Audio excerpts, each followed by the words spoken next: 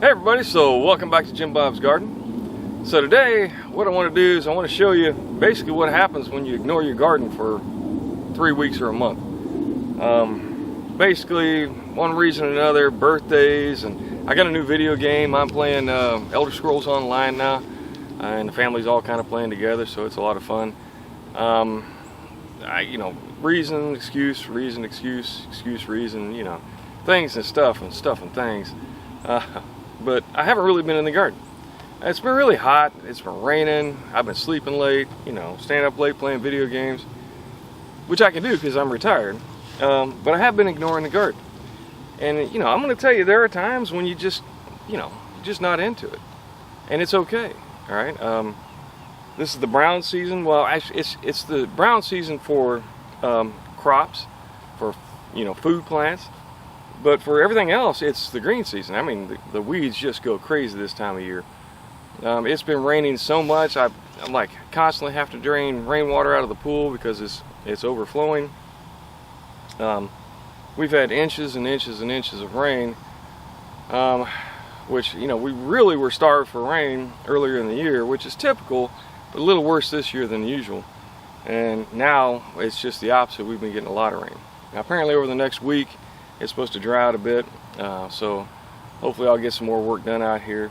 Though it's supposed to be really hot, so I'll either have to come out in the evening or come out in the mornings, one of the two. But I wanted to show you kind of what it's going to look like. Now you'll notice in this video I accidentally deleted this intro, so I have a different shirt on now than I have when I finished the video. And of course that's because I accidentally deleted the intro and had to redo it later on. So with that being said, let me show you kind of what it looks like if you ignore your garden for a good little while, and basically what you can do about it. Alright, so let me walk in this way and kind of show you how things look. You can see I have a jungle. Some of my tomato plants have died off. Just don't like all the water. Some are still okay. I might make it through to the fall. We'll see. Not a great time for tomatoes. You can see weeds after weeds after weeds. You got to get in there and pull all that out. Same thing over here. Something happened to my strawberries this year and they just died back. I'm going to have to reset that whole bed somehow. Alright, but in and amongst things, I still have things growing. Like there's a whole bunch of basil here. I got a few tomato plants still surviving. Got some kale, got some cranberry hibiscus, got lots and lots of weeds. I got some Malabar spinach right there. But this is what'll happen if you just let things go. Like you can see, I can barely even walk through here because of the marigolds gotten out of control.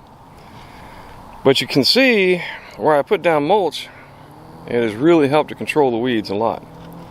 Down in here I got peppers. All through here I got some more Malabar spinach in the back. Peppers over there. More weeds there. That is what happens when you let your Egyptian spinach go insane. So it's gone crazy. Got some nice flowers though. Still don't have nearly as many pollinators as last year. I'm not really sure what's up with that. Another jungle back in there. My grapevine has gone insane. So just like anything else, I'm gonna have to get in here and start working with it. I gotta pull some of them eggplants off. Oh, those are looking nice. I'm gonna have to grab a few of those. And if you let things just go insane, then they will. But like I said, just like anything else, every journey starts with just a single step. I do have butterflies. Check out the butterfly right there. I got a few pollinators around. But yeah, it's just gone crazy in here. So here over the next week or two, my plan is to get in here, get back to work, clean it up, straighten it up, get it looking like a garden again. Even my trellis has come apart. See that laying down right there? I gotta get that picked back up. My volunteer sweet potatoes have gone insane. They're doing good. They're growing up and spilling out of the bed. Got some milkweed there. Yeah, all in all, this is what happens when you ignore your garden for a few weeks. So I'm gonna get in here. I got some grass clippings finally, so I can start to mulch. I'm gonna take it bed by bed, and I'll probably start with this one here. Get it cleaned up, get the grass out, get the weeds pulled, plant a few things, fix a few things, and just all in all straighten up.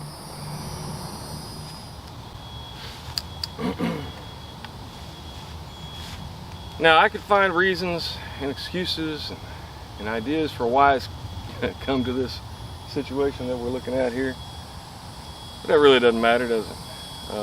Bottom line is, you're going to have times in your life where the garden becomes secondary, where you're just not going to be feeling it. The heat, the rain, the this, the that, pressures of work, pressures of family, whatever the case may be. And I'm not talking about me here, I'm talking about just in general, where you just don't get into the garden like you need to. And it's okay. It's not a crisis, all right? Yeah, it's going to take me a minute to clean it up, but I'll come out here, I'll spend an hour or two a day out here pulling weeds in the garden and getting things fixed up, and before you know it, we'll be back to where we need to be. This time of the year is what I call the brown season, but in fact it's anything but brown. It's actually the green season, because the weeds love to grow at this time of year. And in fact, you know, I've talked about it before in other videos, but this is my weed harvest season. What do you mean by that?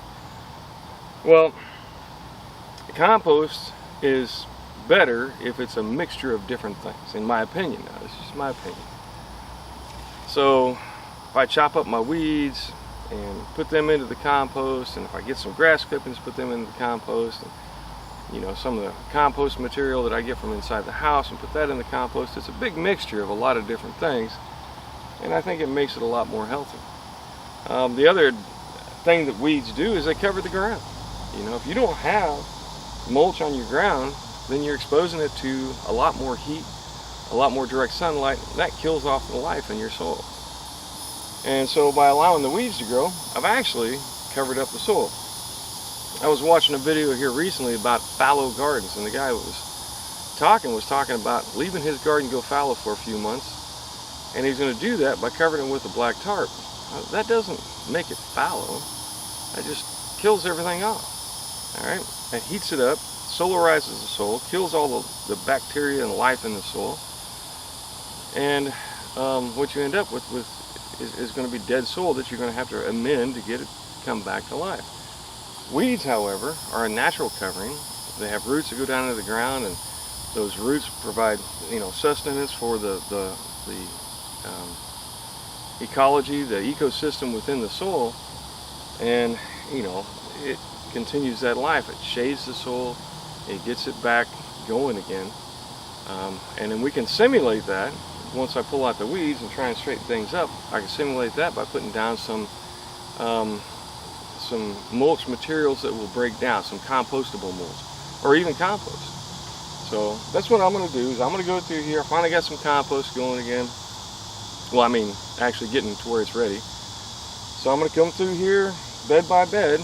I'm going to pull the weeds, clean it all up, and then I'm going to start with a layer of compost, and then I'll put a layer of mulch over that and let that sit until it's time to start planting for the fall. Alright, so that's what I got going on. I told you before, I'm going to show you the good, the bad, and the ugly. And this is kind of ugly right now, so I'm going to have to get back to work and get it straightened back up. Alright, thanks once again for stopping by.